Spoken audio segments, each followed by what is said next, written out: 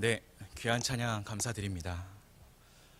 네, 저는 대학교에서 윤리교육을 전공을 했습니다. 도덕과 윤리라는 철학을 가르치기 위해서 배우는 학문이었는데요.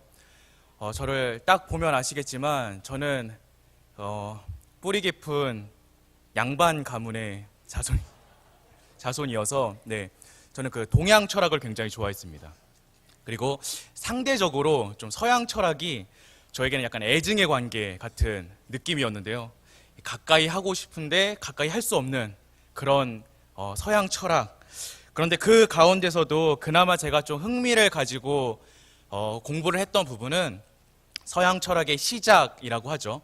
이 소크라테스와 소피스트가 활동했던 시대였습니다. 서양 철학은 흔히들 플라톤의 주석이다라고 표현할 만큼 그 시대의 서양 철학은 굉장히 깊이가 있는 것이었고 또 여러 가지의 사상들을 나누던 시절이었습니다.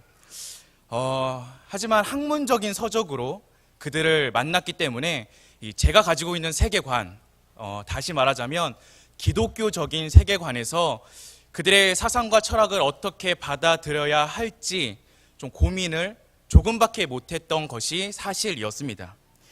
그러던 가운데 이 성경에서 실제로 고대 헬라 철학과 기독교의 복음이 정면으로 만나게 되는 장면, 오늘 우리가 함께 읽었던 장면인데요.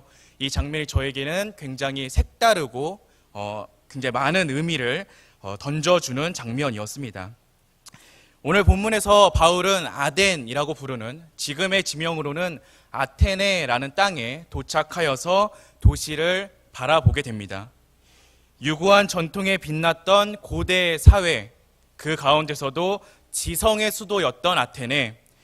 로마가 세계를 정복했지만 많은 사람들은 여전히 헬라어를 사용하고 있었다라는 사실을 바라만 봐도 이미 로마 제국조차도 문화적으로는 헬라를 이기지 못했다라는 것을 알 수 있는데, 이런 헬라 문화의 중심지에 바울 사도가 도착한 것입니다.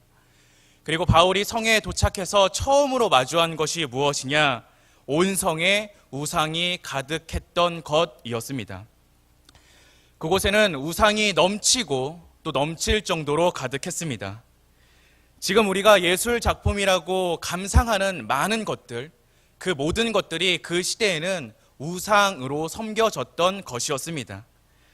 우상 숭배는 성적인 부도덕과 밀접하게 연관되어 있다라는 바울의 유대교적 인식을 확실하게 다시 한번 확인시켜 주었을 문화적 상징으로 가득했던 바로 그 도시. 그 도시에서 바울이 느꼈던 감정은 무엇이었을지 우리는 미루어 짐작해 볼 수 있을 것입니다. 도시를 바라본 바울은 의분을 느꼈다, 분노를 느꼈다라고 성경을 기록하고 있습니다. 그리고 그 즉시 회당에서 복음을 전하기 시작했고, 사상의 시장이라고 불리는 장터, 저자, 우리가 흔히 알고 있는 아고라 광장에서도 바울은 복음을 전하기 시작했습니다. 그리고 그곳에서 그 유명한 에피쿠로스 학파와 스토아 학파의 철학자들을 만나게 되었습니다. 간단하게 이 두 학파에 대해서 설명을 해드리자면, 제가 또 윤리교육을 나왔기 때문에 전공입니다. 에피쿠로스 학파라는 학파는요, 세상과 신들은 멀리 떨어져 있다라고 믿었습니다. 그리고 그 신들은 세상 가운데에 특별히 인간에게 관심을 두지 않는다라고 생각했기 때문에 이들은 우리에게 주어진 삶 가운데서 최대한 쾌락을 느끼며 그리고 쾌락을 추구하며 살아가면 된다라고 주장했던 학파였습니다. 이 쾌락이 육적인 쾌락이든 정신적인 쾌락이든 나에게 즐거움이 되는 것을 추구하는 것이 선이다라고 주장했던 것이 에피쿠로스 학파였고, 스토아 학파는 반대로 모든 신들은 세상과 각자 사람의 마음 가운데 있다. 그리고 이 신은 인격적이진 않지만 우리가 충분히 이용하고 사용할 수 있는 신들이다. 그렇기 때문에 우리가 세상을 살아가며 추구해야 하는 가장 좋은 삶은 이 지성적인 이성을 잘 이용하여서 살아가는 것이다 라고 주장했던 학파입니다.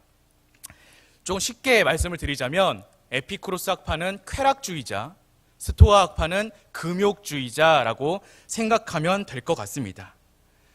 이렇게 서로 극단적으로 대비되는 두 철학이 당시 헬라 철학의 양대 산맥이었습니다. 이들은 바울에게 이 말 많은 사람아 라고 경멸에 가까운 이야기와 조롱을 던질 만큼 아주 교만으로 똘똘 뭉쳐져 있는 사람들이었습니다. 자신들이 가지고 있는 사상과 자신들이 가지고 있는 철학이 가장 좋은 것이고 가장 우수한 것이라고 생각했던 사람들이었기 때문입니다. 이들이 바울에게 아레 오바고에서 설교를 좀 해달라고 요청한 것은 결코 친절이나 악이 없는 궁금증이 아니었습니다. 이것은 위협과 조롱이었고 교만에 가득한 위선이었습니다. 바울을 향해 이들은 이렇게 말을 합니다. 이방신을 전하는 사람. 이 말은 소크라테스를 재판장에 세워서 죽이게 만들었던 아주 고전적인 기소 내용이기도 합니다. 헬라인들에게 새로운 것이라는 것은 차별과 배척의 대상이었기 때문입니다. 21절의 말씀에도 새로운 것을 말하고 듣는다라고 누가가 기록하고 있는데요. 이것은 누가가 헬라인들을 향하여서 이때 당시에 그 아덴 사람들을 향하여서 약간 조롱적인 그리고 비난적인 말로 기술한 것입니다. 당시 헬라인들에게 새롭다라는 표현은 굉장히 모욕적이고 최고의 비난거리였습니다. 왜냐하면 이들에게는 오래된 것 그리고 지금까지 쭉 이어져 온 전통이야말로 최고의 선이요 가치였기 때문에 새로운 것은 가벼운 것 그리고 금방 흘러 지나갈 것이라고 생각했기 때문입니다. 자신들이 가지고 있는 것을 최고의 가치라고 생각하며 교만한 태도를 버리지 않았던 헬라인들, 네가 말하고 있는 새로운 가르침이 무엇인지 우리한테 한번 말해봐라 라는 조롱 섞인 이야기로 바울을 대하고 있는 헬라인들, 그리고 그들이 가지고 있었던 우상으로 가득 차 있는 그 세상, 바울은 이것들을 바라보며 경로하지 않을 수 없었습니다. 종교성이 가득해서 그래서 온갖 신들에게 절하면서 심지어는 그들이 섬기고 있는 신들 가운데에 실수로 빼놓은 신이 있지는 않을까 걱정하는 마음에 알지 못하는 신들에게까지 절하고 있던 헬라인들의 무지함과 교만함을 보고 바울이 느꼈던 감정은 무엇이었겠습니까? 그것은 우리가 말하지 않아도 너무나 잘 알 수 있는 감정이었을 것입니다. 인간의 지식으로는 결단코 하나님을 알 수 없습니다. 사람이 가지고 있는 종교성으로는 결단코 하나님의 실체를 파악할 수 없습니다. 이 세상의 모든 종교는 아래에서 위를 향하고 있는 것이지만 오직 기독교만이, 오직 하나님의 가르침만이 위에서 아래를 향하고 있기 때문입니다. 성경은 끊임없이 우리에게 진짜에 대해서 말을 해주고 있습니다. 진짜 가치가 무엇인지, 진짜 진리가 무엇인지, 우리가 붙잡아야 할 진짜가 무엇인지를 끊임없이 말해주고 있습니다. 바울이 아덴에서 그렇게 수없이 외쳤던 복음과 같이 우리가 쥐고 있는 것, 우리가 바라보고 있는 것, 우리가 원하고 있는 것, 우리의 마음에 품고 있는 그것이 아니라 진짜가 무엇인지를 성경은 우리에게 분명하게 전하고 있습니다. 사랑하는 성도 여러분들께서는 지금 이 순간 무엇을 쥐고 계십니까? 무엇을 바라보고 계시고 무엇을 마음에 품고 계십니까? 얼마 전에 읽은 책이 하나 있었습니다. 이 책의 내용은 구약 성경에 등장하는 많은 이야기들, 그 중에서도 창세기에 등장하는 이야기들이 당시 고대 근동 지역에 있었던 신화들, 전설들과 그 모양새가 비슷하다라는 내용이었습니다. 그 이유가 뭔지 혹시 아십니까? 책의 결론은 이러했습니다. 하나님께서 일부러 그렇게 하셨다. 하나님께서 일부러 그리 행하셨다라는 것이 책의 결론이었습니다. 마치 바울이 헬라인들에게 익숙했던 헬라 철학을 통하여서 복음을 전했던 것 같이, 그리고 그들이 가지고 있었던 그 종교성에 빗대어 하나님의 복음을 전했던 것과 같이 창세기와 구약의 수많은 이야기들은 당시 신화와 전설과 유사한 모습을 통하여서 하나님을 보여주고 있는 것이다 라는 것이 주된 내용이었습니다. 그런데 중요한 것은 이것이었습니다. 그들이 알고 있는 신들이, 그들이 섬기고 있는 신들이, 그들이 익히 알고 있는 그 신화와 전설에 등장하는 그 신들이 진짜가 아니다라는 것이 성경의 주된 내용이라는 것입니다. 애굽의 10가지 재앙에서도 우리는 볼 수 있듯이 그들이 신이라고 믿었던 나일 강이, 태양이, 개구리가, 병의 신들이, 질병들이, 아니 사람의 목숨까지도 모든 것이 하나님 손에 달려 있다라는 것이며 하나님의 피조물에 불과하다라는 것이며 그 모든 것들이 하나님의 발 아래 있는 것이다 라는 사실을 알려주기 위해서 성경은 그러한 방법을 사용하고 있다라는 것입니다. 너는 나 외에 다른 신을 내게 두지 말라. 하나님께서 명하셨던 10계명의 이 첫 번째 계명은 하나님 말고는 다른 신이 없다라는 것입니다. 여러 가지 신들이 있는데 그 중에 하나님이라는 신이 가장 좋습니다. 가 아니라 하나님만이 유일한 신이요, 하나님만이 유일한 가치라는 것입니다. 사랑하는 성도 여러분, 하나님은 유일하신 분입니다. 우리가 쥐고 있는 것, 우리가 바라보고 있는 모든 것들 가운데에 가장 좋은 분이 아니라 그 모든 것을 창조하시고 그 모든 것을 발 아래 두시는 유일한 가치요, 유일한 하나님이라는 사실을 기억하시기 바랍니다. 에피쿠로스의 철학도 좋은 것이고 스토아 학파의 철학도 좋은 것이고 그들이 섬기고 있는 좋은 신들이 많이 있는데, 근데 정말 좋은 신이 있으니까 한번 들어볼래? 이 신들을 우리 함께 믿어보지 않을래? 라는 것이 아니라 그것들은 다 거짓이고 그것들을 모두 발 아래 두시는 분이 계시니 그분이 바로 하나님이라는 것입니다. 이것이 우리가 가지고 있는 복음의 실체입니다. 우리가 자주 하는 표현 중에 이런 표현이 있습니다. 하나님을 우리의 최고의 가치로 두어야 한다. 하나님이 우리의 가장 우선순위가 되어야 한다. 굉장히 좋은 말이지만 저는 이 말을 조금 바꾸고 싶습니다. 하나님이 우리의 유일한 가치가 되어야 한다. 하나님은 우리의 우선순위가 아니라 우리의 유일한 순위가 되어야 한다라고 말입니다. 사랑하는 성도 여러분들께서는 지금 무엇을 바라보고 계십니까? 여러분들이 쥐고 계시는, 여러분들이 원하고 계시는 가치에는 무엇이 있으십니까?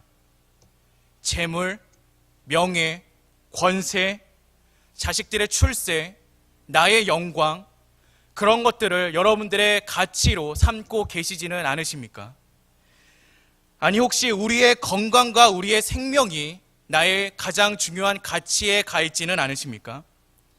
그렇다면 하나님은 그 가치들 가운데 어디에 놓여져 있습니까? 여러 가지 가치들과 여러 가지 순위들 사이에서 하나님이 여전히 아직까지도 몸싸움을 하고 계십니까? 하나님의 자리는 그곳이 아닙니다. 하나님은 우리에게 유일한 가치요, 우리의 유일한 순위가 되시는 분입니다.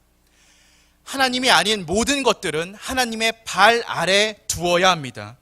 오직 하나님, 오직 예수 그리스도, 오직 성령님의 인도하심, 오직 복음만이 우리의 전부가 되어야 하고 우리의 삶의 의미가 되어야 합니다.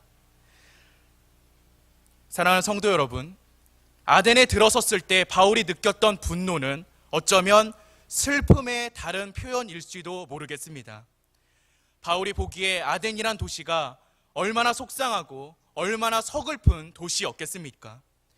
하나님을 알지 못한 채 그들이 가지고 있던 철학과 그들이 가지고 있던 사상과 그들이 가지고 있던 우상들이 그들의 삶의 전부라고 생각했던 그들의 모습이 바울이 보기에 얼마나 안타깝고 얼마나 슬픈 모습이었겠습니까? 지금 우리를 바라보고 있는 하나님의 심정이 이렇지는 않아야 하지 않겠습니까? 진짜 하나님의 말씀이 우리의 삶을 지배하지 못하고 하나님이 아닌 것들이 우리의 삶에서 목소리를 내고 있고 하나님이 아닌 것들이 우리의 삶의 가치가 되고 있다면 우리의 삶이 그들과 무엇이 다르냐 말입니다. 우리는 거룩하게 분노할 수 있어야 합니다. 우리의 삶에 하나님이 아닌 것들이 끼어들지 못하도록 하나님이 아닌 다른 생각과 다른 가치들이 그들의 목소리를 내지 않을 수 있도록 우리는 분노할 수 있어야 합니다. 우리는 끊임없이 싸워야 합니다. 우리의 삶에 필요한 것은 쾌락이 아닙니다. 우리의 삶에 필요한 것은 금욕으로 인한 미덕도 아닙니다. 우리에게 필요한 것은 다른 신들, 우리가 알지 못하는 신들에게까지 절할 수 있는 종교성도 아닙니다. 우리에게 필요한 것은 오직 예수 그리스도의 보혈과 그분의 구원하심 밖에는 없습니다. 나아가 우리는 우리의 눈을 돌릴 수 있어야 합니다. 아직도 이 세대는 하나님이 보시기에 너무나 슬픈 세대라는 것입니다. 기독교의 영향을 받고는 있지만 이 세대는 그리스도를 잊어버린 세대입니다. 그리스도를 무시하고 반기독교적인 문화가 환영받는 세대입니다. 그리스도를 인간의 자리로 끌어내리면 즐거워하고 그것에 박수를 치며 기뻐하는 세대입니다. 기독교가 핍박받는 것을 즐거워하는 세대이며 과학이라는 칼로 신앙을 난도질하는 것을 그들의 자랑으로 여기는 세대입니다. 그들의 교만을 자랑하는 악한 세대. 기독교라는 종교는 있지만 예수의 복음이 없는 세대. 육체적이고 물질적인 것들이 신격화되고 숭배되고 쾌락과 음란의 우상이 이 세상을 지배하고 있는 세대. 이 세대가 우리가 살아가고 있는 세대의 민낯 아니겠습니까? 이러한 세대를 살아가는 우리의 자세는 어떠해야 하겠습니까? 그리스도인들은 여전히 이러한 세대 가운데서 조용하고 차분하고 만족하고 경건한 모습을 보이고 있습니다. 바울과 같이 경노하는, 분노하는 그리스도인들은 어디에 있습니까? 우리의 의로운 분노와 우리의 번민은 어디에 있습니까?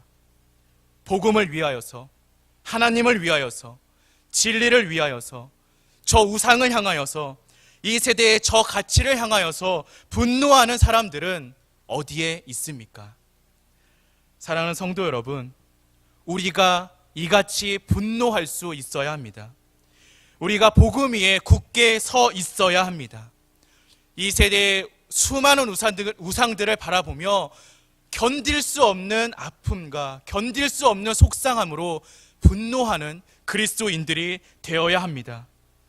두려워하는 것이 아니라, 침묵하는 것이 아니라 세상에 담대히 맞설 수 있는 기독교인들, 저와 여러분들이 되시기를 기도합니다. 이 세상에 도전을 던질 수 있는 우리가 되어야 합니다. 하나님이 아닌 그 모든 것들에는 가치가 없음을 우리의 마음에 새기고 오직 하나님만이 우리 삶의 가치가 되어서 그것을 위하여서 우리의 모든 것을 바칠 수 있는, 우리의 생명까지도 걸 수 있는 주님의 자녀, 주님의 군사들이 되기를 주님의 이름으로 기도합니다. 그리고 그를 통하여서 바울과 같이 생명한 풍성한 생명의 열매를 맺는 저와 여러분들이 되시기를, 그렇게 하나님 뜻에 맞게 하나님 나라를 위하여서 쓰임 받을 수 있는 저와 여러분 되시기를, 정말 거룩하게 분노하며 그리스도인들의 목소리를 낼 수 있는 저와 여러분 되시기를 주님의 이름으로 기도하겠습니다. 우리 함께 기도하시겠습니다.